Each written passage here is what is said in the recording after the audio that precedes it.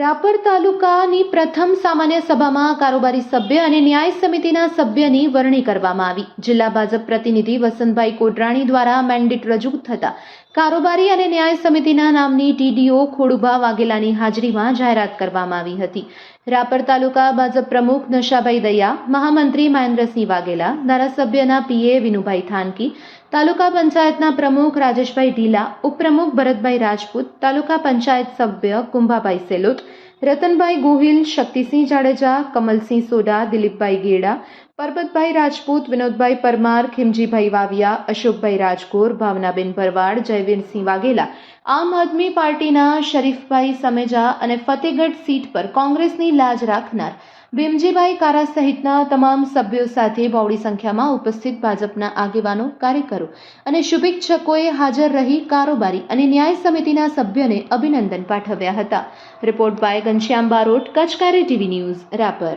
નમસ્કાર દર્શક મિત્રો, હું ઘનશ્યામ બારોટને આપ જોઈ રહ્યા છો કચકારી ટીવી ન્યૂઝ. ખાસ તો સ્થાનિક સ્વરાજ સંઘની જે મોટી સંસ્થા છે એવી રાપર તાલુકા પંચાયતની આજે બીજી સામાન્ય સભા છે ને એમાં કારોબારી સમિતિ અને ન્યાય સમિતિની વરણી કરવામાં આવી છે.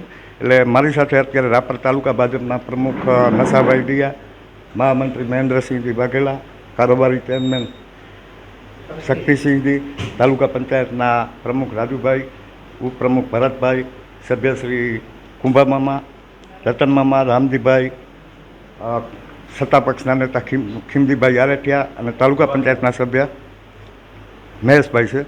શું કહેશો નશાભાઈ? આજે રાપર તાલુકા પંચાયતની સામાન્ય સભા મળેલ.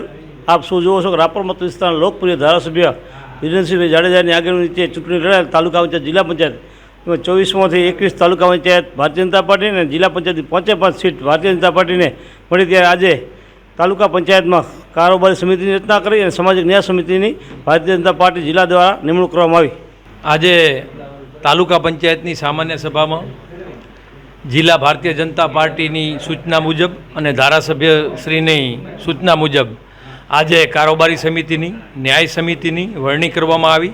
એમાં ન્યાય સમિતિના 5 સભ્યો અને કારોબારી સમિતિના 9 સભ્યોની વરણી કરવામાં આવી. એના ચેરમેનની પણ આજે અમારી પાર્ટી લેવલે જાહેરાત કરવામાં આવી છે. આગામી સમયની અંદર દરેક સભ્યો મળી તાલુકાની મોટામાં મોટી પંચાયત એટલે તાલુકા પંચાયતની અંદર આગામી સમયમાં આ વિસ્તારનું ભલું થાય એવા સારા કાર્ય થાય અને ધારાસભ્યશ્રીનું, સરકારશ્રીનું અને માનનીય નરેન્દ્ર મોદી સાહેબનું સારું લાગે એવા સુદૃઢ અને કાયદાકીય વ્યવસ્થાની દૃષ્ટિએ સારા કામો થાય એવી શુભેચ્છા સૌને. ખાસ તો નવનિયુક્ત પ્રમુખ શ્રી રાજેશભાઈ આવ્યા છે. રાજેશભાઈ શું કહેશો?